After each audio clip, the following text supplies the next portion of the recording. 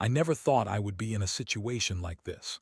My name is Mike, and I'm here to share a chapter of my life that felt like a nightmare. I've been married to Jessica for 7 years. We met in college, and at least from my perspective, our relationship was built on a solid foundation of friendship, love, and the kind of trust that felt unbreakable. Or so I thought. The trouble started last year when I had to undergo surgery for a pretty serious health issue. It was a rough time for us both, but Jessica assured me that she would be right there by my side through recovery. And for the first few weeks after the surgery, she was. But then, gradually, things began to change. Her late nights at work became more frequent. At first, I believed her when she said she was just trying to climb the corporate ladder, but I was still recovering, still vulnerable. It didn't sit well with me, but I pushed those feelings aside. After all, I had a lot on my plate to deal with.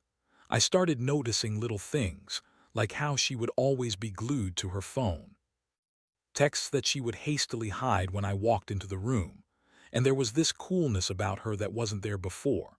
When she would come home, she'd often be distant, distracted, and sometimes even irritated by my presence. I brushed it off as stress from her job, but deep down, the nagging feeling something was off wouldn't leave me alone. Then, one day, while I was recovering and bored out of my mind, I decided to take a look at her phone. I know it was a breach of trust, but I felt desperate for answers, and boy, did I find them. In her texts with a guy named Mark, she was saying things that made my stomach turn. Flirty messages, plans to meet up after work, even references to their little secret. I couldn't breathe.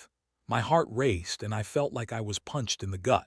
This was a betrayal I never saw coming, especially not during my time of need. The moment I confronted her was surreal.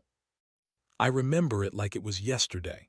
I waited for her to come home, my palms sweaty and my heart pounding. When she walked through the door, I could tell something was off. She was more tense than usual, and when I finally confronted her about the texts, the panic on her face was palpable. "What are you talking about, Mike?" she stammered, trying to play it cool, but I had the evidence right in front of me. Her face went white, and she tried to spin a narrative about how Mark was just a friend who was helping her with work. I wasn't buying it. I laid everything out, the messages, the times, the lies that had been piling up. Jessica's initial shock quickly morphed into anger and then into defensiveness. She started throwing accusations at me, saying I was paranoid, that it was all in my head. But I knew what I saw. The emotions surged through me, a whirlwind of anger, betrayal, and utter heartbreak. I felt like I was losing the ground beneath my feet. How could she do this to me? And then came the excuses. She claimed I had been neglecting her during my recovery, that I was too focused on myself and my problems to notice her needs. It was a classic case of projection, and it did make the pain any less real. I was furious. She was trying to twist this around to make it seem like I was the villain in the story. The emotional impact of that confrontation was staggering. I went from feeling numb to rage in a matter of seconds. I felt like a fool. How could I have been so blind? It took days for me to wrap my head around what was happening, and I went through a roller coaster of emotions. I cried, I screamed, I isolated myself from friends. I felt like a ghost in my own life. But as the days passed, I started to think more clearly. I had to make a decision about how to proceed. I realized that staying with someone who had betrayed my trust so deeply might not be the best path for either of us. I needed to think about my own well-being. I began to imagine life without her and what that would look like. It was terrifying, but it was also liberating. I was no longer going to be the victim in this story. I decided it was time to take control of my life again. What did that look like? I wasn't entirely sure yet, but I had a growing sense that I needed to move forward, even if it meant walking away from the woman I once thought was my partner for life. This was only the beginning of my journey, one I hadn't anticipated but was determined to navigate with strength. I was ready to find out who I really was, outside of the shadow of our broken marriage. I was ready for the next chapter. The aftermath of my confrontation with Jessica was crippling. I threw myself into isolation, unable to face friends or family. My mind was racing with thoughts of betrayal and rejection. I stopped caring about my recovery. I didn't want to eat, and sleep was elusive. I spent countless nights staring at the ceiling, the weight of her betrayal pressing down on me like a heavy blanket. I felt like I was trapped in a fog, my emotions swirling around me in a chaotic mess, and I was suffocating. Jessica seemed to oscillate between guilt and anger. Some days she would apologize profusely, claiming she was sorry for her actions and even more sorry for hurting me. Other days, she would act defensive, as if I had wronged her by making her feel guilty about her affair. It was maddening. I didn't want her apologies, I wanted my life back. I wanted the woman I married, not the person who had hurt me so deeply. One evening, after a particularly long day filled with tears and anger, I decided I needed to collect myself. I grabbed my phone and texted a few old friends. I hadn't spoken to them in a while, but I needed some support. I was surprised when my friend Alex responded almost immediately. He offered to come over and hang out. When he arrived, he could see the pain in my eyes. I didn't have to say much. He knew. He sat with me, quietly listening as I poured out my heart about everything that had happened. Listening to him reminded me of the support system I had neglected. He encouraged me to focus on myself and my recovery. You can't let her actions define who you are, Mike. You need to take care of yourself first, he said, his voice steady and reassuring. It was exactly what I needed to hear. With his encouragement, I started to think about the things I loved and had put aside during my marriage. I decided to re-engage with my hobbies, hiking, painting, even taking long drives. It was a small step, but it felt monumental. As I began to reclaim my happiness, I noticed that Jessica's behavior shifted as well. She seemed to sense that I was pulling away. That's when things escalated. One night after I had come back from a hike, I found her sitting on the couch, a defeated look on her face. She started crying, saying she didn't want to lose me and that she was willing to do anything to fix our marriage. I felt a flicker of hope, maybe we could work through this. But then I caught her glancing at her phone again, a habit I had all but forgotten until that moment. The flicker extinguished. I couldn't trust her anymore. I told her I was tired of the lies and manipulation, and I needed time to think about what I really wanted. From there, things spiraled. Jessica began showing her true colors. She transformed into a mix of the guilt-ridden wife and the woman who felt cornered, and it was terrifying too. Watch, one evening I walked into our bedroom to find her rummaging through my things. She had taken my journal, my safe space, and was reading it without my permission. I was furious. I felt my blood boil as I confronted her. "What the hell are you doing?" I shouted. She looked up, her eyes wide with surprise, but then she quickly tried to deflect. "I was just trying to understand you better," she said, her voice dripping with false innocence. I exploded. "You think violating my privacy is going to help you understand anything? You need to stop lying to yourself." That moment became a turning point for both of us. The tension in the house thickened, and the silence that followed was deafening. It was clear that the facade of our marriage was crumbling. I realized I was no longer the only one hurt. She was hurting too, though she had brought it upon herself. I began to wonder how far she would go to maintain the illusion of our lives together. As I continued to sort through my feelings, I found solace in just being alone. I began to enjoy my own company. I took long walks at night to clear my head. Sometimes I would sit in the park and watch the world go by. I even picked up my old guitar, something I hadn't touched in years. Playing music became my therapy. Each strum helped ease the jagged edges of my pain. But even amidst my burgeoning independence, the reality of Jessica's actions loomed large in my mind. I could feel her watching me, waiting for the moment I would crumble or look back at her with longing. But I was determined to keep moving forward.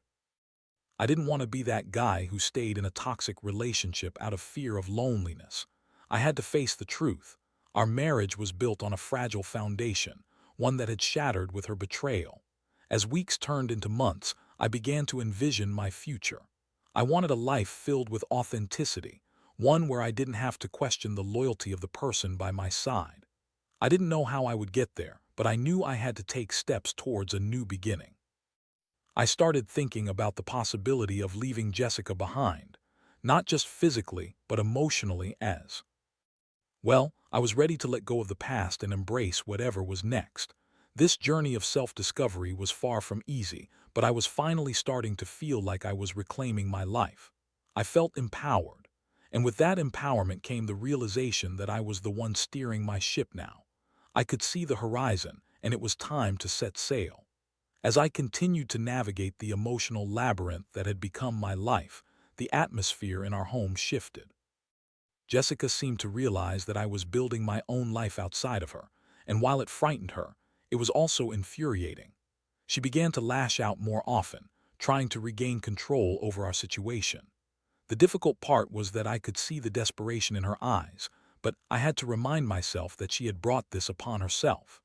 One evening, after a particularly exhausting day filled with work and self-reflection, I returned home to find Jessica waiting for me at the dining room table. She had set out a candle-lit dinner, an elaborate facade attempting to mask the chaos between us. I stepped inside and immediately felt the tension. The smell of her cooking wafted through the air, but it was lost on me. I was far from hungry. "Mike, can we talk?" she asked, her tone softer than I had heard in a long time. I could see the effort she was putting into this moment, but I wasn't ready to fall for it. "What do you want to talk about?" I replied, trying to keep my tone neutral. "I'm trying to make things work," she said, her voice trembling slightly.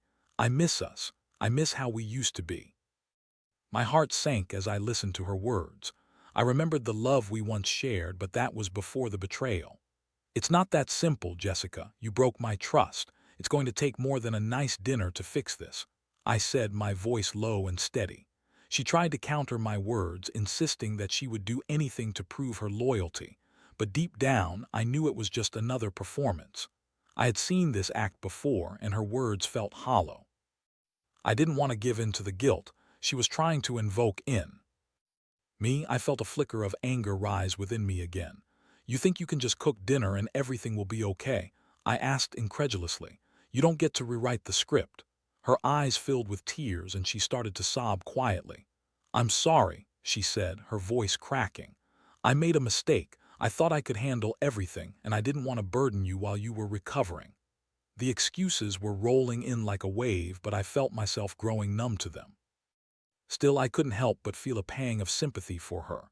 The woman I had once loved was in pain, but it didn't justify her actions.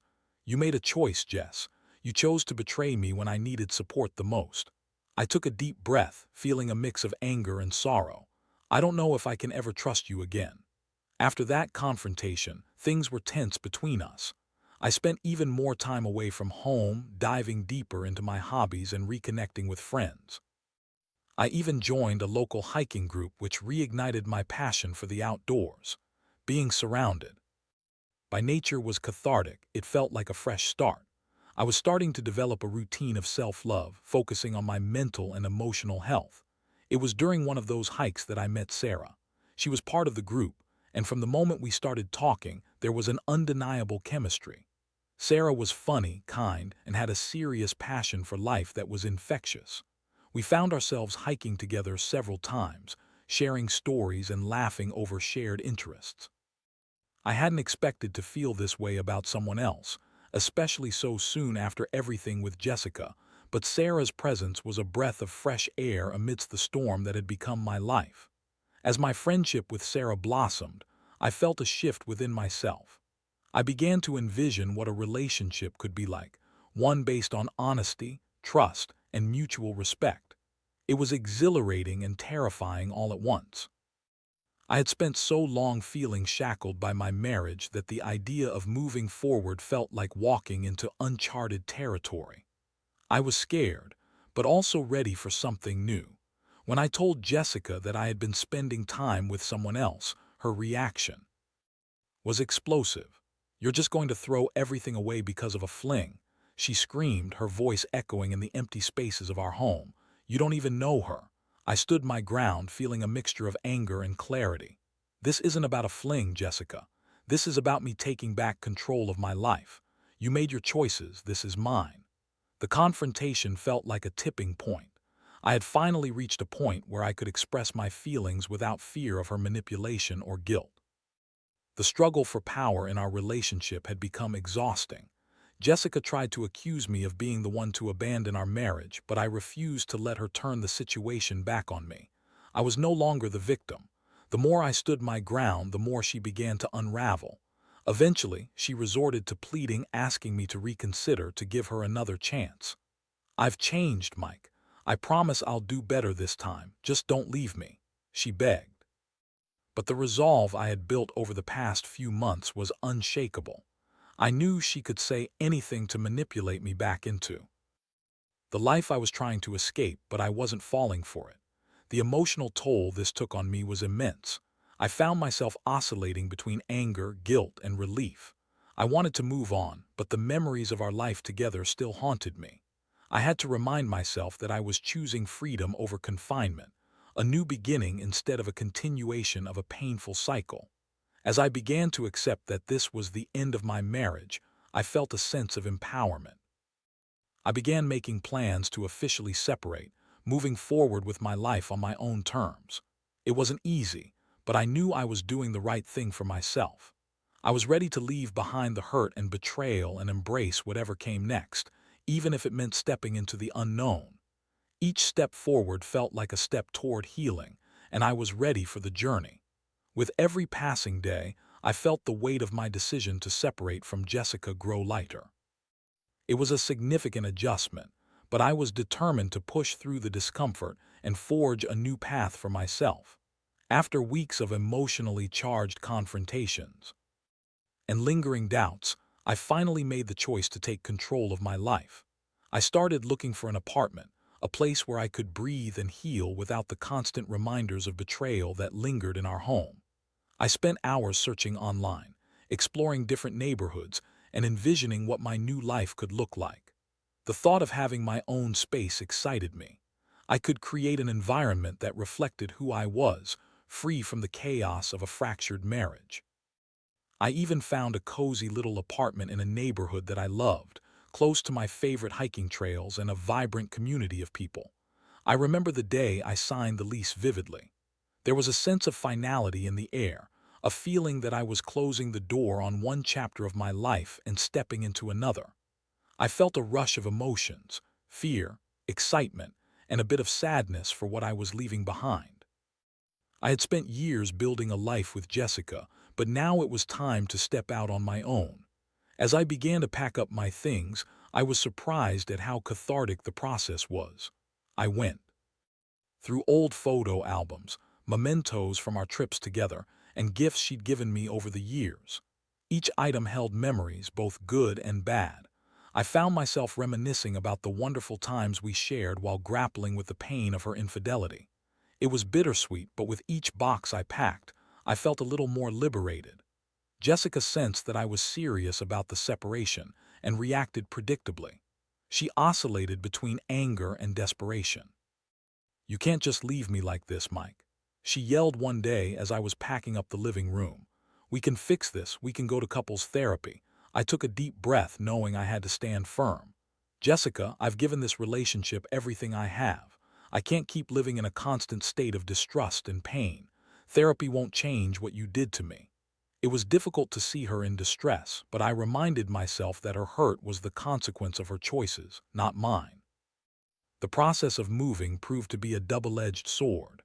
I was excited to be starting fresh, yet I had to endure countless painful conversations with Jessica, who was trying desperately to hold on to what we had.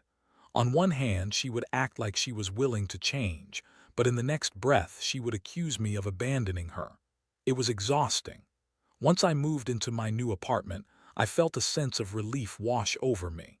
It was small but cozy, and I loved the natural light that flooded in through the large windows. I began to decorate the space, filling it with things that reflected my personality: hiking gear, art supplies, and even a few books I had been meaning to read. It felt like a sanctuary, and I found myself spending more and more time there, embracing the solitude and the peace that came with it. During this time, my friendship with Sarah blossomed. We began to meet more frequently, going on hikes and grabbing coffee afterward. She had a way of making me laugh and forget my troubles, even if just for a little while. The connection we shared felt genuine, and I appreciated how she encouraged me to embrace my newfound independence. I found myself looking forward to our time together, and soon enough, it became clear that I was developing feelings for her. One afternoon, as we sat on a scenic overlook after a long hike, I decided to take a leap of faith and share my feelings. The view was breathtaking, and the air was crisp as I turned to her, feeling vulnerable yet hopeful.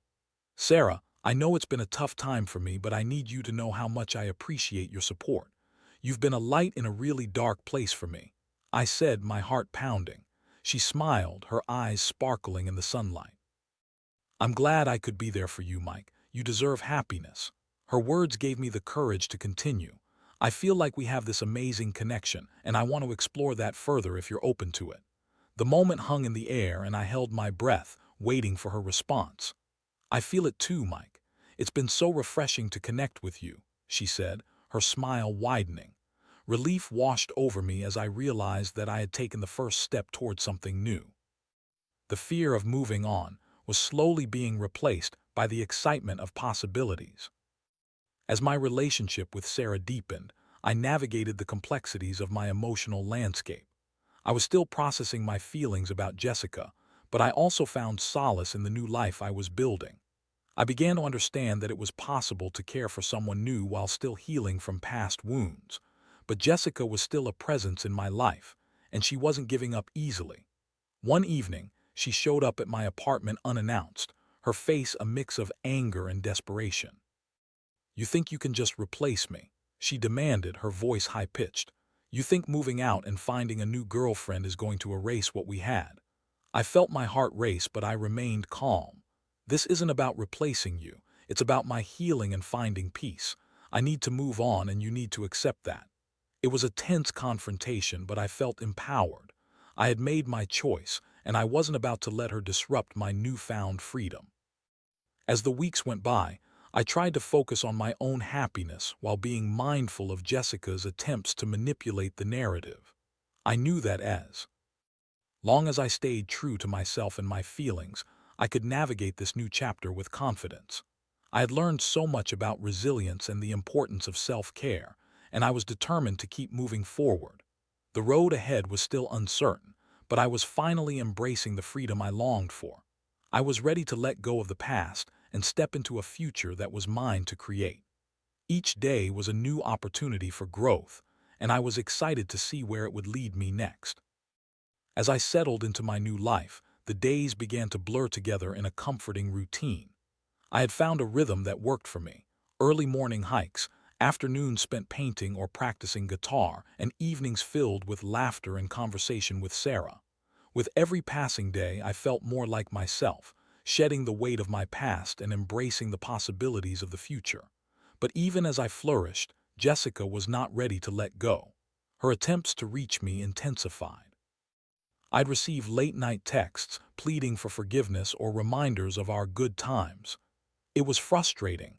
I had made it clear that I needed space and time to heal, but she seemed unable to grasp the finality of our separation. The emotional manipulation was exhausting, but I was firm in my resolve. One evening, Sarah had invited me over to her apartment for dinner. She had cooked a delicious meal, and we settled in with a bottle of wine. The atmosphere was relaxed and cheerful, a stark contrast to the tension that had defined my life with Jessica. As we chatted and laughed, I felt a sense of normalcy returning to my life. I realized that I hadn't felt this light in a long time. As we sat on the couch, Sarah leaned in closer, her eyes sparkling. "I really enjoy spending time with you, Mike. I know things have been tough for you, but I hope you know I'm here for you," she said softly. I felt a warmth spread through me. "I appreciate that so much, Sarah. You've been such a breath of fresh air," I replied, my heart racing at the thought of what was blossoming between us. In that moment, as I looked into her eyes, I felt a spark of hope. I leaned in closer. Our faces mere inches apart, and unable to resist, I kissed her. It was a gentle kiss, but it ignited something deep within me, a mix of excitement and relief. I pulled back, searching her eyes for any sign of hesitation, but all I saw was warmth and understanding. "Wow," she said, a smile spreading across her face. "I was hoping you'd do that." Her words melted away any lingering doubts. I felt lighter, free to explore this new connection without the burden of my past weighing heavily on my shoulders. We spent the rest of the night talking, laughing and sharing stories until the early hours of the morning, completely at ease with one another. But as I began to embrace this new chapter with Sarah, Jessica's presence loomed larger than ever. A few days later, I received a call from a mutual friend, Jake, who was still in touch with both of us. He hesitated before speaking, and I could tell something was off. "Mike, I think you need to know that Jessica has been going to some lengths to get your attention. She's been saying some things that could be harmful to you," he said. Cautiously, my heart sank. "What do you mean?" I pressed, feeling a mix of anger and concern. Jake explained that Jessica had been talking to people we both knew about our marriage, spinning a narrative that portrayed me as the villain who had abandoned her. It was infuriating to hear that she was still trying to manipulate those around us, painting herself as the victim after everything she had put me through. I felt a surge of anger as I imagined her speaking ill of me. The thought of her trying to tarnish my reputation made my blood boil. I had worked so hard to rebuild my life, and now she was attempting to sabotage that progress. "I can't believe she's doing this," I said, feeling a mix of disbelief and frustration. Jake offered his support, reassuring me that the truth would eventually come to light. "Just focus on yourself and your new relationship with Sarah. Don't let Jessica drag you back into her drama," he advised. I knew he was right, but the idea of Jessica spreading lies about me felt like a betrayal all over again. With newfound determination, I decided I wouldn't just sit back and let her narrative play out without defending myself. I reached out to a few close friends, explaining my side of the story honestly and transparently. I wanted them to hear the truth directly from me, not through Jessica's twisted version. I knew I had nothing to hide. As I shared my experience with those who mattered most, I felt a sense of empowerment. This was my truth, and I refused to let anyone else define it for me. I focused on the positive aspects of my life, the joy I had found in new friendships and the budding relationship with Sarah. I was moving forward, and I was determined to keep my focus on that journey. I also had a difficult conversation with Sarah about Jessica. "I want to be honest with you about my past, and I don't want it to affect what we're building together," I said, taking a deep breath. She listened intently, nodding as I explained the situation, my feelings of betrayal and what I was doing to protect myself. "I know it's a lot to take in, but I want you to understand where I'm coming from," I finished, searching her gaze for any sign of hesitation or doubt. Sarah took my hand, squeezing it gently. "I appreciate you sharing this with me, Mike. I want to support you, and I'm here for you. You deserve to be happy," she said, her voice steady. Her response filled me with warmth and gratitude. It was a clear indication that we were on the same page, and I felt more connected to her than ever. Meanwhile, Jessica's attempts to contact me continued. She would text, call, and even show up at my apartment unannounced, hoping to engage me in conversation. I had to remind myself that this was a part of her manipulation. I was no longer that person who would bend to her whims. I chose to ignore her messages, focusing instead on nurturing my relationship with Sarah and my own emotional healing. As my connection with Sarah deepened, I felt more whole than I had in a long time. I began to dream of a future filled with laughter, adventure, and genuine love. I was learning to embrace vulnerability again, to let my walls down. Each day was a step toward healing, and I couldn't wait to see where this new journey would take me. But as I focused on my relationship with Sarah, I also knew that I had to prepare for the inevitable confrontation with Jessica. It was coming, and I needed to be ready. I had done the work to heal, to take control of my narrative, and I was no longer afraid. I was ready to stand up for myself and reclaim my life, once and for all. The moment I had been dreading finally arrived. Jessica called me one evening, her voice shaky as she demanded to meet in person. "We need to talk, Mike. I can't keep doing this," she said, her tone a mix of frustration and desperation. I felt a surge of anxiety wash over me, but I knew it was time to confront her once and for all. I agreed to meet at a cafe halfway between our homes, a neutral ground where we could talk without the emotional baggage of our shared space. As I arrived at the cafe, I felt a rush of adrenaline. My heart raced as I spotted Jessica sitting at a table by the window, her face etched with worry. I took a deep breath and walked over, feeling both apprehensive and determined. I had prepared myself for this moment, and there was no turning back. "Thanks for meeting me," she said, her voice soft but tinged with tension. I nodded, taking a seat across from her. I could see the conflict in her eyes, the struggle between wanting to reconnect and the reality of what she had done. "I've been thinking a lot about everything," she started, "and I just want you to know how sorry I am." I held up my hand, cutting her off before the familiar cycle of apologies and excuses could begin. "Jess, I appreciate that you're sorry, but this isn't just about your regret. You hurt me deeply, and it's going to take more than words to fix that." Her expression shifted to one of frustration. "I know I messed up, Mike. I don't expect things to go back to normal overnight, but I'm willing to do whatever it takes. I just don't want to lose you." I couldn't help but feel a mix of pity and anger. "You already lost me the moment you chose to betray my trust. You said you were going to be there for me during my recovery, and then you went and did the exact opposite." The hurt and betrayal came rushing back, and I could feel the heat rising in my chest. "I thought you were going to forgive me. I thought we could work through this," she pleaded, her voice cracking. I could see the tears welling in her eyes, and for a moment I felt the stirrings of compassion. But I quickly reminded myself that this was the same woman who had hurt me when I needed her most. "Forgiveness takes time, Jess. Right now, I need you to understand that I'm moving on." The look on her face was one of devastation mixed with realization. "Is it really over?" she asked, her voice barely above a whisper. I felt a pang of sadness for what we once had, but it was drowned out by the clarity of my decision. "Yes, it's over. I'm ready to build a life for myself now, and I can't do that if you're still trying to manipulate me or make me feel guilty." She looked down, a single tear rolling down her cheek. "I never wanted to hurt you, Mike. I just—" Her voice trailed off, and I could see the weight of her choices pressing down on her. "I don't know how to move on," she admitted, her vulnerability laid bare. I felt a flicker of empathy, but I quickly steered my thoughts back to my own journey. "That's something you'll have to figure out for yourself.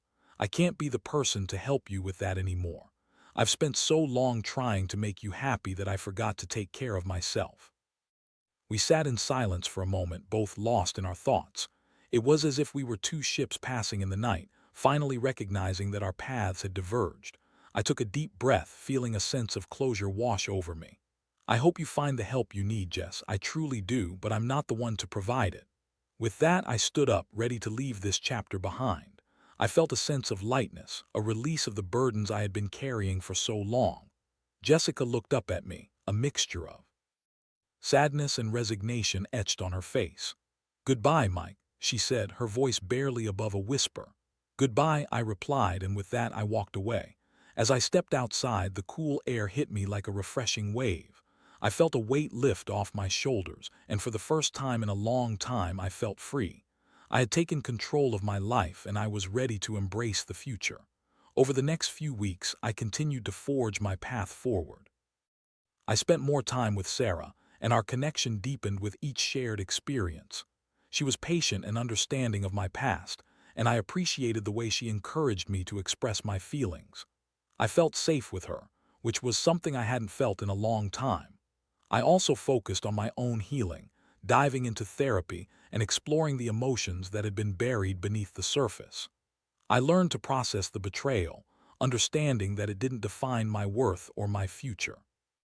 I was reclaiming my narrative, and it was empowering. As the seasons changed, I found myself continually evolving. I embraced new challenges, set personal goals, and pushed myself to grow in ways I never thought possible. I went on adventurous hikes, explored new creative outlets, and filled my life with positivity. I realized that while my past had shaped me, it would not dictate my future. In the end, I learned that life moves on, sometimes in ways we never expect. I had to let go of the pain to make room for joy. I found strength not just in my independence, but in the connections I formed with those around me. Each day was a new opportunity to embrace life and all its complexities. Through it all, I discovered something profound. I was resilient. I could heal, thrive, and create a life filled with love and happiness. I had emerged from the storm stronger than before, ready to face whatever came next. And for that, I would always be grateful.